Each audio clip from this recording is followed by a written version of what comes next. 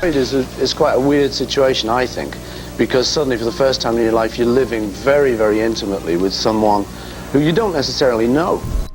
In his latest interview with The Guardian, Paul McCartney stunned the world when, for the first time, he admitted the names of women he wished he had never met in his life. At 83, the Beatles legend no longer avoids the past. Instead, he coolly recalled the names of women who once entered his life and left behind only heartbreak, betrayal, and scars that would never heal. Some spread rumors that branded him unfaithful on the eve of his wedding. Some openly became involved with his own bandmates, shattering friendships once admired by the world.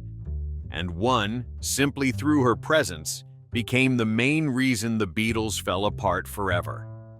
Now that Paul himself has spoken, the world asks, who were these women and which of them left him with the deepest resentment of his life? 1. Yoko Ono, the intruder, the reason the Beatles fell apart. London, spring 1966. At a time when the Beatles were the greatest band in the world, John Lennon happened to meet a woman who would change music history forever. That evening at the Indica Gallery, a petite Japanese artist was preparing her unusual exhibition. Her name was Yoko Ono. Yoko was an avant-garde artist, known for controversial performances. In one piece called Cut Piece, she sat silently on stage while the audience cut away her clothing. John Lennon, weary of his good boy image, was instantly drawn to her boldness. Within weeks, they were exchanging letters, discussing art, philosophy, and even dreams. And Paul McCartney?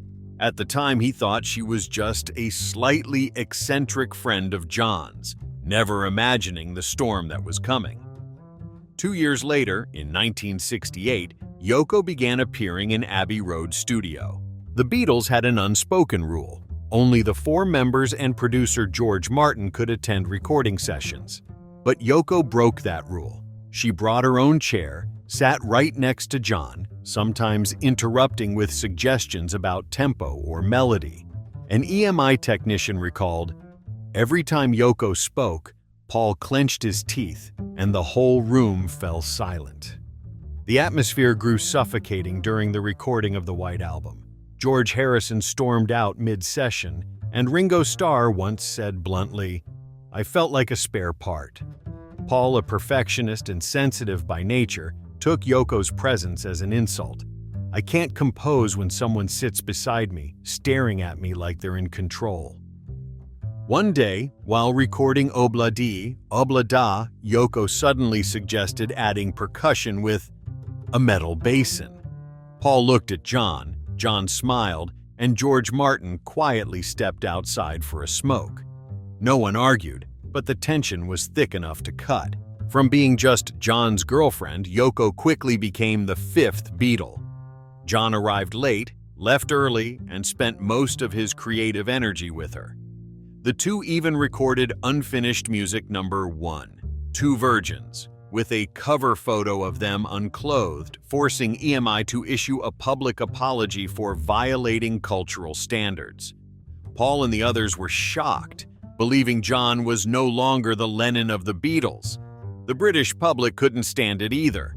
Daily Mirror dubbed Yoko the most disliked woman in Britain, while New Musical Express mocked, "When the Beatles are silent, Yoko's voice is louder." Meanwhile, Cynthia Lennon, John's legal wife, was devastated. She discovered Yoko had already moved into her Kenwood home just days before the divorce papers arrived. Paul later said, "I felt for Cynthia, but John already belonged to the new woman." Tensions peaked. At a meeting in late 1969, Paul urged the group to start over with the Get Back project, hoping to revive their spirit. But John said coldly, "I've got Yoko. I don't need the Beatles anymore." Biographer Hunter Davies called it the gunshot that ended the greatest friendship in rock history. For Paul, the issue wasn't only emotional. He believed Yoko was influencing John in financial matters too. When Apple Corps went into crisis, Paul wanted Lee Eastman, father of Linda Eastman, later his wife, as manager. But John, under Yoko's influence, chose Alan Klein, dubbed the Fox of the music business. That decision split the band and triggered years of lawsuits throughout the 1970s. When the Beatles finally broke up, the battle shifted to music. In 1971, Paul released Ram, with the track Too Many People containing veiled digs at John and Yoko. You took your lucky break and broke it in two. John hit back with How Do You Sleep, a direct strike. The only thing you done was yesterday, and since you've gone, you're just another day. George Harrison played guitar on it, leaving Paul feeling betrayed on all sides. The press called it the post-Beatles war. Fans split between Paul and Yoko. Many journalists labeled her the Eve who ended rock's paradise. After John's tragic death in 1980, many thought Paul would forgive. But in a 1987 Esquire interview, he said bluntly, "I never felt comfortable around Yoko. There was something about her that made me feel controlled." The comment reignited media storms. In 1990, at Lennon's memorial in New York, the audience noticed Paul never once looked toward Yoko despite sharing the stage. A BBC reporter described, "They stood together, but as if from two different worlds." Time passed, but Paul kept his distance. In the 2023 podcast, McCartney, A Life in Lyrics, when asked again, he sighed, "I lost my best friend. I don't know who to blame, but it all started when she walked into the studio." That line was seen as Paul's most bitter confession. For more than half a century, despite creating timeless songs with John, Paul could never accept that there had been a third person between them. Now, Yoko Ono is over 90, living quietly in her New York apartment, rarely seen in public. Paul still tours worldwide but avoids her name. "I don't want to talk about it anymore," he said briefly in an interview. The words sounded light, but everyone knew the wound had never healed. For many, Yoko was simply an unusual artist. But for Paul McCartney, she was the symbol of loss, of a friend, of a band, and of a golden chapter in his life. And this was only the beginning of his tragedies.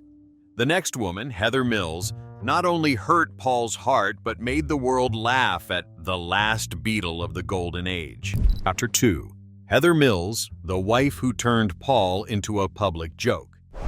Summer 1999, at the Dorchester Hotel in London, what seemed like an ordinary charity event completely changed Paul McCartney's life.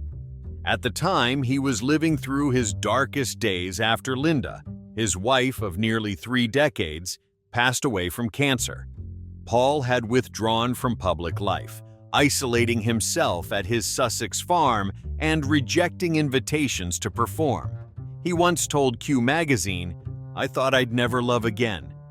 But then, under the flashlights and applause, a slender blonde woman walked toward him, limping slightly on her shining prosthetic leg.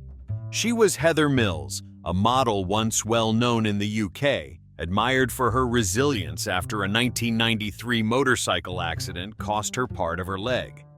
With confidence and a strong voice, Heather easily won Paul's attention. "She made me feel life was still beautiful," he later said. Within months, Heather had moved in with him in London. The press called it the fairy tale romance of the last Beatle who still believed in love. On June 11, 2002, their lavish wedding was held at Castle Leslie in Ireland. Fireworks, live music, celebrity guests from Elton John to Ringo Starr, the whole nation watched. Paul declared, "I believe Linda is looking down and smiling," but that smile soon faded. After the wedding, Heather began controlling nearly every part of Paul's life. She interfered with his schedule, his interviews, even instructing staff not to let him meet old friends. A crew member told The Telegraph, "She wanted to be manager, spokesperson, and ultimately the decision-maker." Paul, normally calm, grew frustrated, but each time he resisted, Heather cried, "You don't understand what I've been through."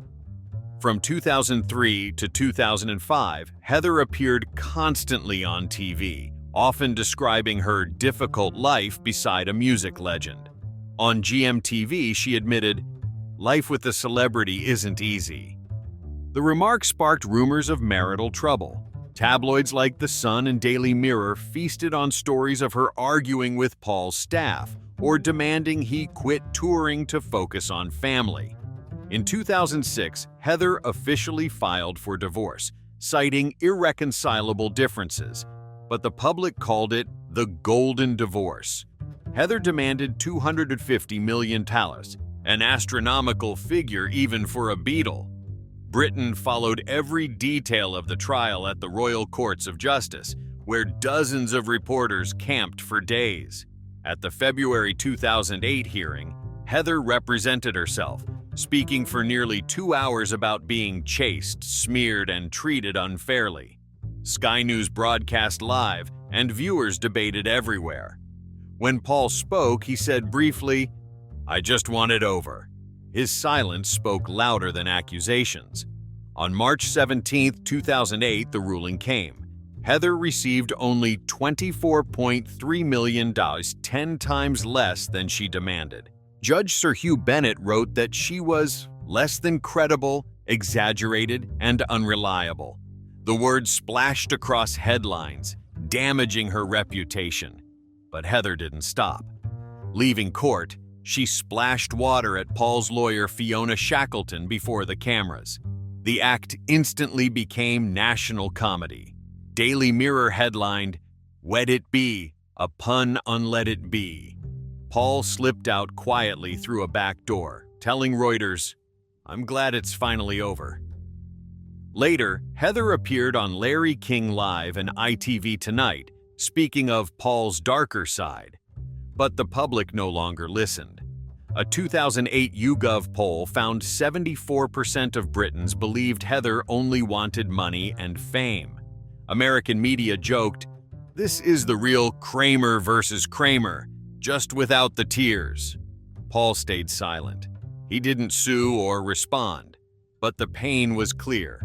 Commentator Piers Morgan observed, "Paul McCartney showed the world his most vulnerable side. From legendary Beatle, he was seen as an aging man tricked by a model." For Paul, the worst wasn't the money, but being turned into a global punchline. He once told his friend Denny Lane, "I lost more than money, I lost face." After the divorce, Heather still appeared on TV, saying, "I still love Paul, but couldn't live with him." Paul never spoke her name again. When asked about his second marriage, he only smirked. That was an expensive lesson. Today, Heather runs her vegan food brand in the UK, while Paul continues touring, composing, and raising their daughter Beatrice. But whenever the costly divorce is mentioned, the word drama still clings to his name. That short marriage not only cost him his calm image, but also made him wary of any woman entering his life afterward. But before Heather, there was another woman who left Paul both in love and in turmoil for many years, the one he once called the inspiration behind all my love songs. And yet, that very love turned public opinion against him, accusing him of using music for his wife. Linda McCartney, the woman who ruined Paul's musical reputation. Amid the chaos of 1968, when the Beatles were fracturing from clashes of ego, Paul McCartney met Linda Eastman, an American photographer shooting for Rolling Stone. Their first meeting was at the Bag O' Nails Club in London. Paul was at the piano. Linda, with her blonde hair falling softly and her Leica camera on her shoulder, simply snapped a picture and smiled. No autograph, no fan behavior. Her natural presence drew Paul immediately. "At that moment, I knew she was different from all the rest," he said. Their romance came like a fresh breeze in a storm.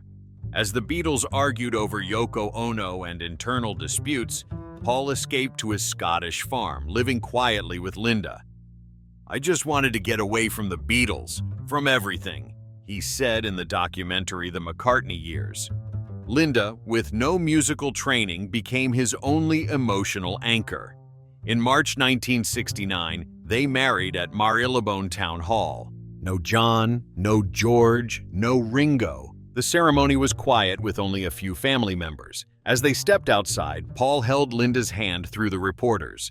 A BBC journalist asked, "Are the Beatles finished?" He didn't answer, only kissed his wife, as if declaring his private life now mattered more than fame. But that love also opened the stormiest chapter of his career. After the Beatles broke up in 1970, Paul released McCartney, playing every instrument himself. Critics said it lacked the Beatles' spirit. Linda encouraged him to go on, but ironically, she also became the reason his reputation suffered. In 1971, Paul formed Wings, making Linda a member, assigning her backing vocals and keyboards. Britain was shocked. Melody Maker headlined, "McCartney hires wife, genius, or mad?" Many mocked, calling Wings a family band, and Linda a schoolgirl at piano spoiled by her husband. An NME critic sneered, "Linda never played a wrong note because she never played anything." Paul refused to give up. He trained her endlessly, took her on tour. But during the 1972 European tour, whenever Linda sang, the crowd booed. In Gothenburg, Sweden, the hall shouted, "Bring back the Beatles!" Paul kept playing while Linda froze under the lights. Afterward, Paul slammed the dressing room door, yelling, "No one laughs at Linda!" Despite his defense, the criticism never stopped. When Wildlife flopped, Linda was blamed. The Times called it the failed experiment of the man who once wrote Let It Be. Paul was so angry he banned the paper from his house. Yet the truth stood. The public believed Linda dragged him down. In 1973, they went to Nigeria to record Band on the Run. Though their tapes were stolen, they re-recorded from scratch. The album became Paul's greatest post-Beatles triumph, winning 3 Grammys. He said, "Without Linda, I couldn't have done it." But the public only remembered one thing. It was Paul's success, not Wings, and certainly not Linda's. By the mid-70s, Linda divided fans. Some admired her for keeping Paul grounded. Others saw her as the woman who made a great Beatle ordinary. At Madison Square Garden in 1976, when Linda missed her cue in Live and Let Die, the crowd booed, shouting, "Get off the stage!" Paul stepped to the mic and said coldly, "Anyone who came here to put her down, try it." The stadium fell silent. But Paul knew his legendary image was broken. "With the Beatles, I was part of a myth. With Wings, I was just a guy defending his wife," he later admitted. In 1995, Linda was diagnosed with breast cancer. Paul halted all projects, taking her for treatments from Mayo Clinic in the US to London's Royal Marsden Hospital. He drove her through the countryside every morning, trying to make her smile. But the illness worsened. On April 17, 1998, Linda passed away at their ranch in Tucson, Arizona. Paul sat by her bed, holding her hand, softly playing Let Me Roll It. The world mourned, but the press stayed divided. Some called Linda the wonderful woman behind the greatest Beatle. Others wrote, "Now Paul can make real music again." Those words hurt Paul more than anything. At a brief interview after the funeral, he said only, "Linda always believed I was greater than the Beatles. I just never thought that belief would cause her pain." Years later, in the 2001 documentary Wingspan, Paul cried watching footage of Linda being booed. "I once blamed her for ruining my reputation. Now I only blame myself for not apologizing sooner," he said. Linda was gone, but her shadow remained. For Beatles fans, she kept Paul standing. For critics, she forever ruined McCartney's musical reputation. For Paul himself, she was love that both saved him and scarred him.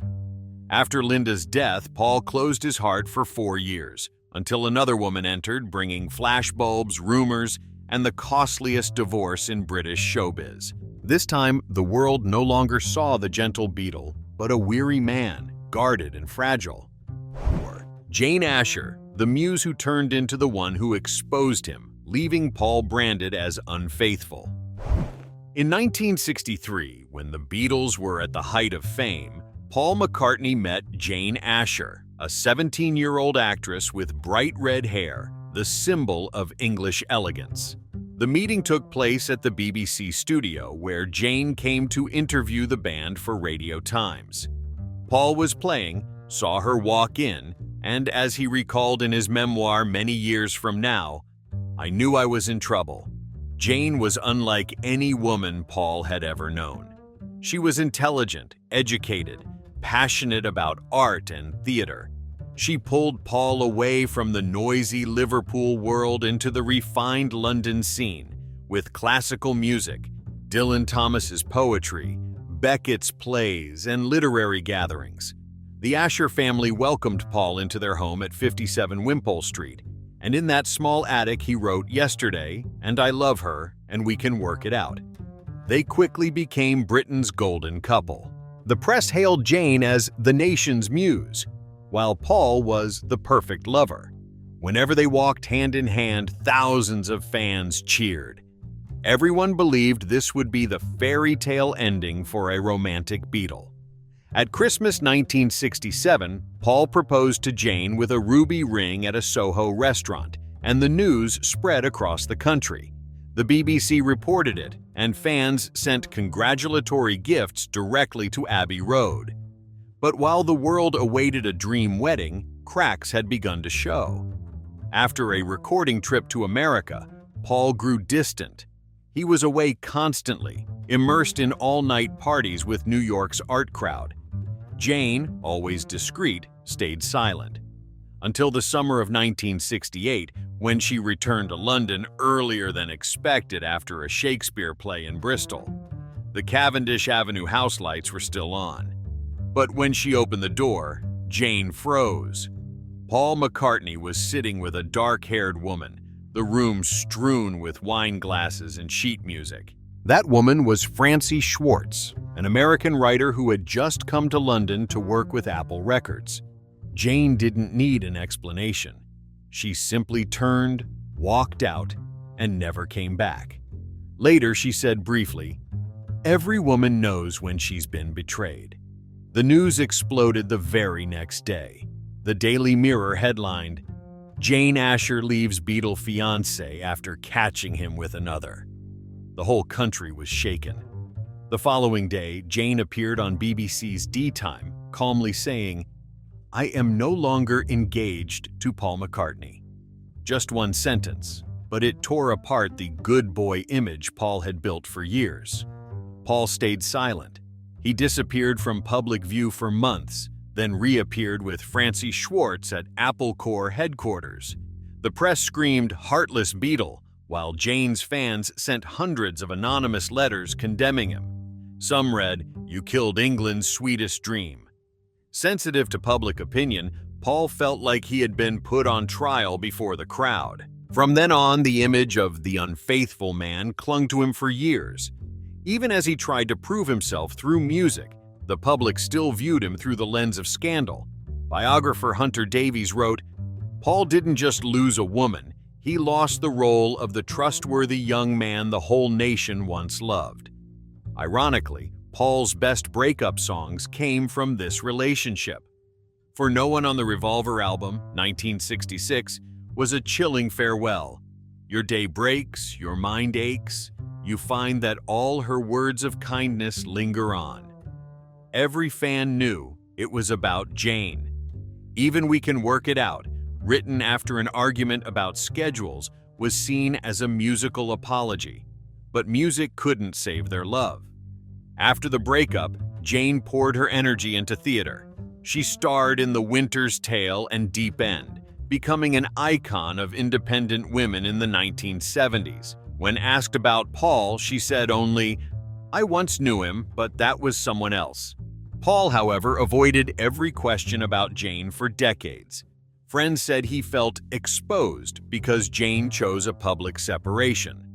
In a rare 1984 interview, he admitted, "She didn't need to say anything more. Just one sentence and the whole world turned its back on me."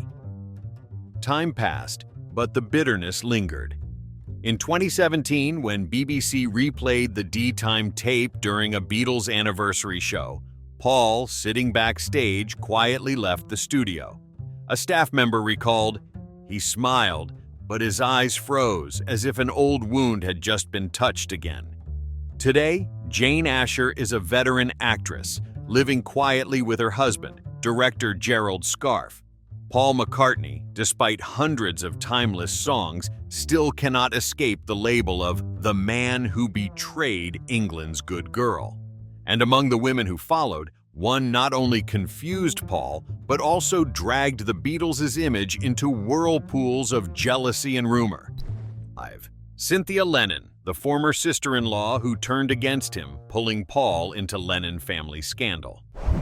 Throughout the 1960s, while millions of girls dreamed of being Mrs. Lennon, Cynthia Powell Lennon lived that dream, but it wasn't what it seemed.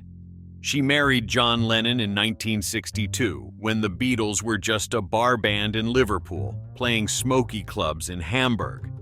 In her memoir, A Twist of Lennon, Cynthia wrote, "We lived on instant noodles, and John only had 2 shirts."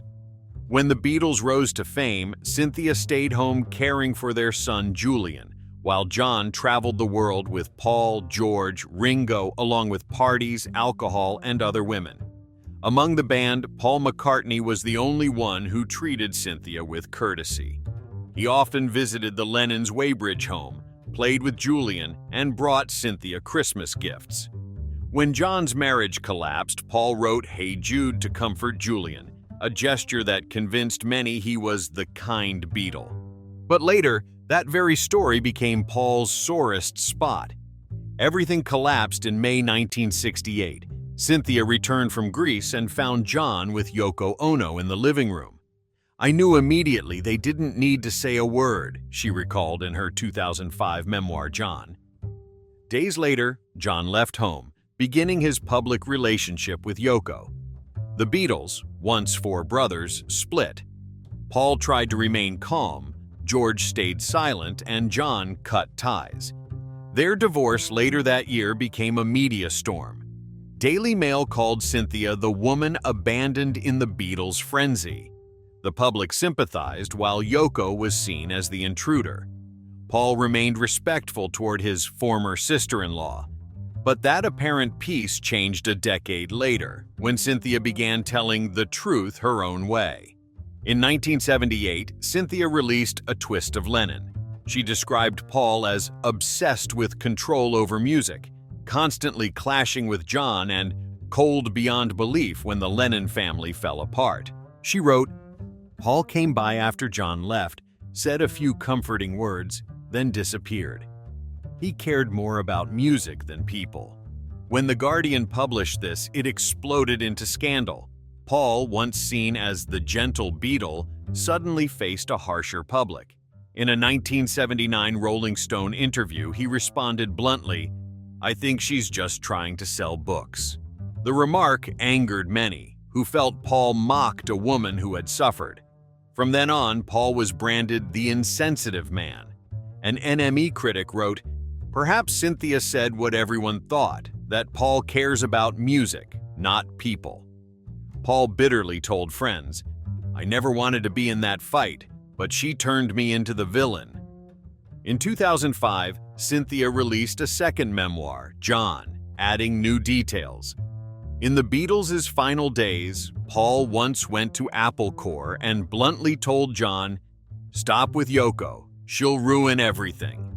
Cynthia wrote, "I knew Paul was right, but John would never forgive him." When the Times reprinted it, Beatles fans split. Half supported Cynthia, half accused her of digging into old memories for profit. Paul kept silent, saying only once to the Telegraph, "I have no problem with her, but I dislike how she uses the Lennon name to tell unrelated stories." A team member said, "Every time a new memoir came out, Paul got angry. He always tried to live as if the Beatles were closed, but Cynthia never let it close." For Paul, the worst wasn't the criticism. It was being dragged into someone else's tragedy. Even though Hey Jude was written for Julian, People said he only knew how to write songs instead of truly helping. His image as the kind Beatle twisted into a hypocrite. When Cynthia Lennon died in 2015 in Mallorca, Spain, Paul posted a brief condolence on Twitter. "She was a good person, I will always remember. No flowers, no speech, no farewell." But those who followed the Beatles knew. Behind the cold words lay tangled memories of John, of Yoko, of a friendship shattered by the women who came between them. Each time Cynthia's name surfaced, Paul had to face the past he wanted buried. A past of broken bonds, betrayal, and the haunting thought that every Beatles tragedy began and ended with love. But if Cynthia reopened wounds of friendship, the next woman, Pattie Boyd, forced Paul to face another kind of betrayal. Passion and loyalty tested among England's most famous men. Pattie Boyd, the beauty who sparked rumors of betrayal among Beatles brothers. In 1964, during the global wave of Beatlemania, George Harrison walked onto the set of A Hard Day's Night, the band's first film. Among dozens of young women cast as friends, one caught every eye. Pattie Boyd, with blonde hair, blue eyes, and a smile bright as studio lights. George looked at her and asked, "Will you have dinner with me?" Pattie laughed. "No, I have a boyfriend." But soon she broke up, and the fairy tale of the quiet Beatle and the muse of swinging London began. They married in 1966 at Epsom Registry Office in a quiet ceremony. Paul McCartney was the best man, standing proudly by George, glowing as a witness to friendship. At that time, Paul wrote Here, There, and Everywhere, a ballad so romantic many thought he sang it for himself. But beneath the calm, the Beatles were cracking. George immersed himself in meditation and Indian music, while Pattie, the most beautiful woman in rock circles, became the center of London. Vogue called her the muse of the rock generation. Every photo and smile made headlines. Then came Eric Clapton, guitar genius and George's close friend. He fell for Pattie at first sight. In 1970, Clapton wrote Layla, the desperate love song described as an unsent letter to Pattie. When he confessed to George that he loved his wife, George simply smiled, poured more tea, and said, "Drink up, mate." That surreal moment became legend. But whispers began. British papers like Melody Maker and The Times wrote, "The Beatles didn't just break because of Yoko, but also because of women named Boyd." Soon, Paul McCartney was dragged in. Rumors spread that he had a crush on Pattie during the filming of Help in 1965. An NME reporter claimed, Paul often arrived early on set, chatting with Pattie before George came. No proof existed, but in the cracks of the Beatles, the story spread like fire. Daily Mirror headlined, "One Pattie, Two Legends." The Sun joked, "George has Pattie, Eric has Layla, what about Paul?" These lines drove Paul mad. In a 1973 interview, when teased about the Beatles' muse, he snapped, "I don't write songs for someone else's wife." But the reply was twisted into the headline, "Paul McCartney denies affair with Pattie Boyd," making the rumor harder to quell. Paul was furious not only about the rumor, but also at being reduced to a side character in George and Pattie's story, two people he once considered family. He told Q magazine, "Just one look between them and people could write a whole novel." What frustrated him most was how Pattie became a symbol of the women who divided the Beatles. To him, Pattie embodied every misunderstanding, every rift that could never heal. When Pattie and George divorced in 1977 and she married Eric Clapton just 2 years later, Britain exploded. The press called it the scandalous love story of rock's decade. Paul stayed silent. He didn't attend the wedding or send wishes. A team member recalled he only said, "I don't want to hear about her anymore." Even decades later, the name Pattie Boyd irritated Paul. Each time she published a memoir, from Wonderful Tonight, 2007, to My Life in Pictures, 2022, Papers like Daily Telegraph and The Guardian revived old rumors, often attaching Paul's name in headlines. One 2007 article mocked, "McCartney, the only one who didn't love Pattie, yet the one haunted by her most." Paul rarely mentioned her. In a 2018 talk with Howard Stern, asked if the Beatles were ever jealous over women, he smiled. "No, but we weren't innocent either." One line was enough to silence the room and fuel endless headlines. Today, Pattie Boyd is in her 70s, living quietly in Surrey, while Paul still shines on stage under the lights. But some say that in his eyes, there's still caution, as if he fears that just one glance, one rumor, and the world could turn against him again. Because on his journey, Paul McCartney learned, music makes one immortal, but the women who passed through his life, from Yoko, Linda, Jane to Pattie, were the silent notes that never let the legend rest. And in that list, a few names still make Paul shudder whenever he hears them. One of them is Francie Schwartz, the woman who crossed his doorway in the summer of 1968 and shattered England's sweetest romance in just one night. Number 7. Francie Schwartz, the woman who shattered the engagement, branding Paul as unfaithful. Summer 1968, when Britain was still drunk on Beatlemania, Paul McCartney seemed to have it all: fame, money, and the perfect fiancée, Jane Asher, England's good girl, as the Times called her. But fate gave no warning. Within weeks, a stranger from New York stepped into his life and swept it all away.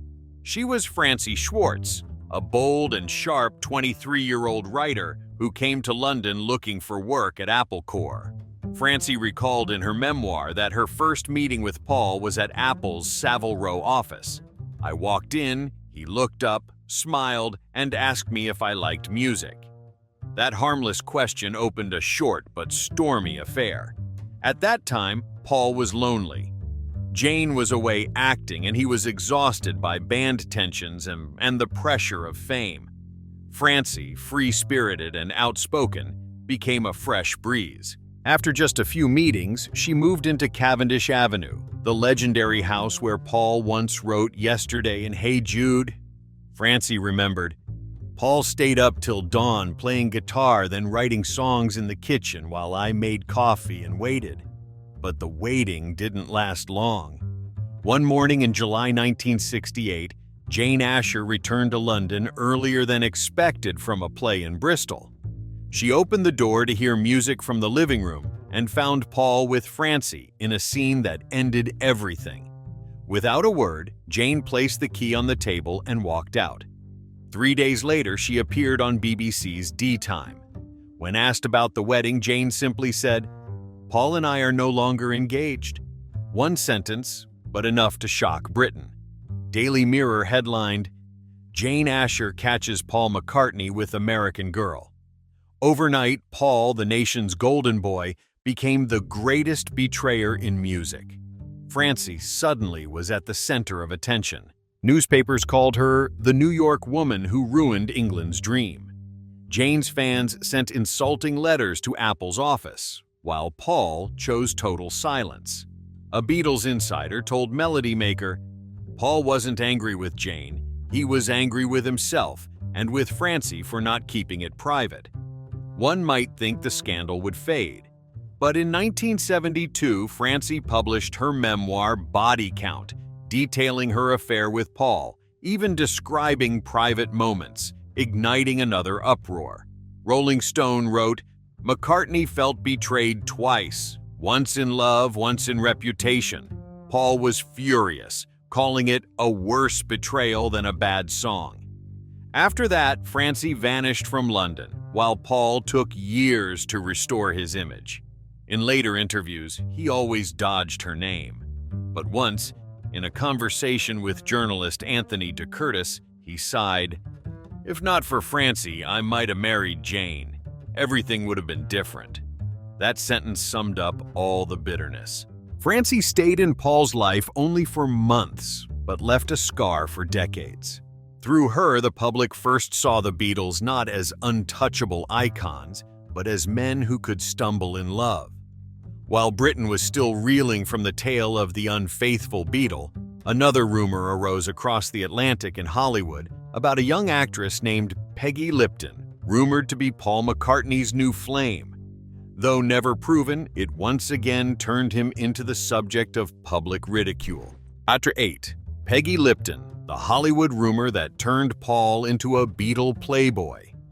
In the dazzling world of Hollywood, where every smile can become a headline and just a brush on the shoulder can shake an entire career, Paul McCartney learned that lesson too late. One party, one photograph, and suddenly the quiet songwriter of the Beatles was turned into the world's most charming playboy. It all began at the Beverly Hills Hotel, where Capitol Records held a gala to welcome the Beatles on their U.S. tour. Among the crowd of stars, Paul was introduced to a blonde-haired young actress with deep eyes and a smile that made everyone turn. Peggy Lipton, a rising actress who had just found fame with the Mod Squad. She had the modern American beauty, part Los Angeles innocence, part confidence in front of the camera. Paul and Peggy only spoke for a few minutes, about music, about California, about the films she was making. But when a photographer caught the moment Peggy leaned in laughing, her hand lightly touching Paul's shoulder, everything spiraled. The next day, the Los Angeles Times headline screamed, "Beatle Paul finds new love in Hollywood." From there, the rumor spread like a Beatles hit. The New York Post claimed they had dinner together at the Factory Club, while the Daily Mirror wrote they strolled hand in hand on Santa Monica Beach.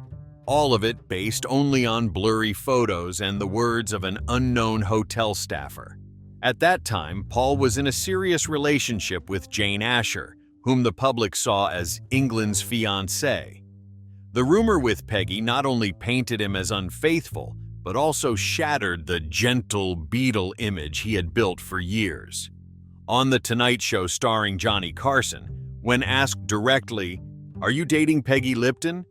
Paul forced a smile. "We're just friends. I don't even remember what we talked about." But the denial came too late. The press already had their story. Peggy stayed silent, and that silence was the real cut. A Variety journalist wrote, "If she doesn't deny it, there must be something." That single line was reprinted across Europe, and within days the nickname Beatle Playboy began to stick. He was so angry that he called manager Brian Epstein. "How do we stop them from writing this nonsense?" Epstein only sighed. "You're in Hollywood, Paul.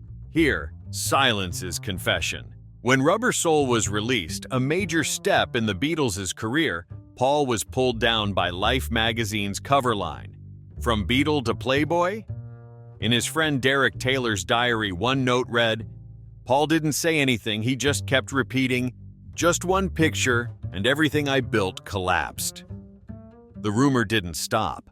Every time Peggy was seen with someone else, Elvis Presley, Quincy Jones, the press brought up her brief fling with McCartney.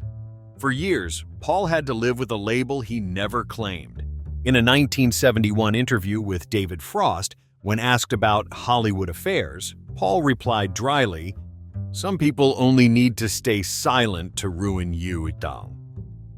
Everyone knew he meant Peggy. The scandal even caused some advertisers to pause contracts, since the Beatle Playboy no longer fit the family image. Only when Paul married Linda Eastman in 1969 did the public begin to forgive him, seeing it as proof he had grown up. But deep down, Paul never forgot. Years later, when asked backstage in New York, he only said, "I don't blame Peggy, but I'll never forget." Time passed. Peggy Lipton went on to success with Twin Peaks. Paul kept writing, kept performing, and avoided Hollywood, as if afraid of being misunderstood again. Yet, just when people thought he had escaped rumors, another name from France made the headlines explode again. Françoise Hardy, Europe's symbol of elegance and mystery, who had once charmed even the Beatles. Françoise Hardy, the French icon. who linked Paul to a fabricated romance. In the mid-60s, while the Beatles were conquering the world, France had its own goddess, Françoise Hardy. She was Paris's ultimate pop icon, melancholy voice, cold eyes, chestnut hair falling softly, and a presence that made every man in Paris lose his composure. Hardy represented a different charm, not loud like Brigitte Bardot, but subtle, quiet, and distant. And then, in the middle of global Beatlemania, the two legends crossed paths.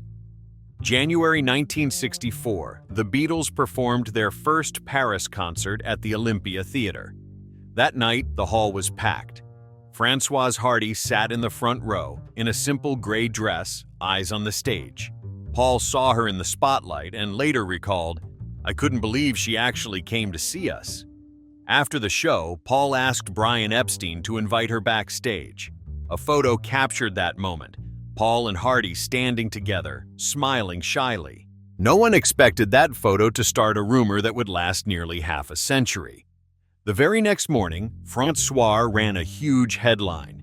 Le Beatle et la Muse de Paris, Paul McCartney charme Françoise Hardy. Beatle Paul charms Paris's muse. French papers fanned the flames. Liverpool's hero conquers France's heart. British press picked it up immediately, leaving Paul embarrassed and angry. In an NME interview days later, when asked about the rumor, Paul said, "I only met her once, no dating, nothing at all." But his explanation couldn't stop the media frenzy. Each time the Beatles came to France, photographers followed him, hoping to catch a second secret meeting. The rumor lived on strangely long.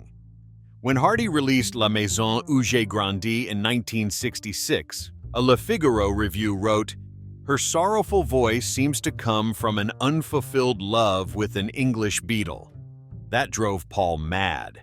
In a letter to Derek Taylor, he wrote, "I never loved Françoise Hardy, but it seems like all of France believes otherwise." What bothered him most was that Françoise Hardy never denied it. She didn't confirm, but she didn't reject it either. In a 1969 Le Monde interview, when asked about Paul, Hardy only smiled. "Il est charmant." He's charming. Just one short line, enough to send the press wild again. From then on, every Hardy album or public appearance dragged Paul's name back into the spotlight. Paris Match in 1971 even called them Europe's most famous unfulfilled romance. American talk shows repeated it too. On The Tonight Show, Paul was asked, "Is it true you were once turned down by France's muse?" He forced a smile and changed the subject. Inside, he hated how the rumor turned him into a side character in a romantic novel he never wrote. The Beatles were already seen as men shaped by women, Yoko dividing John, Pattie troubling George, and now Paul was caught in another invented drama. In a 1974 BBC Radio 1 interview, he said clearly, "I respect Françoise, but I'm tired of people making up a love story between us." Decades later, when Hardy released her memoir, Le Désespoir des Singes, 2008, Beatles fans waited to see if she'd mention Paul. She did, with only one line. "One night in Paris, I met Paul McCartney. We talked about music, and he was more polite than anything the press ever wrote." A simple line, but enough to ignite headlines across Europe again. For Paul, it was no longer just a rumor, but a media scar, a reminder that one look, one photo, could change an artist's life path. During his Out There tour in 2013, he admitted backstage, "The hardest thing is when people write about you in a romantic way, when all you see is trouble." The Françoise Hardy story closed like a wordless ballad, told only by the press. But for Paul McCartney, it remained the final reminder. In the world of fame, sometimes the things that never happened hurt the longest. And so, after decades of silence, Paul McCartney finally revealed the hidden corners of a life that once looked perfect. Behind the timeless love songs are scars that never healed, women who brought love, silence, and quiet pain lasting half a century. Perhaps it is exactly these struggles that make his music touch millions of hearts around the world. And what about you? Which woman do you think left Paul McCartney with the deepest wound? Leave your thoughts in the comments below. Don't forget to like, subscribe, and hit the bell so you won't miss more behind-the-scenes stories shaking the world of music and Hollywood legends.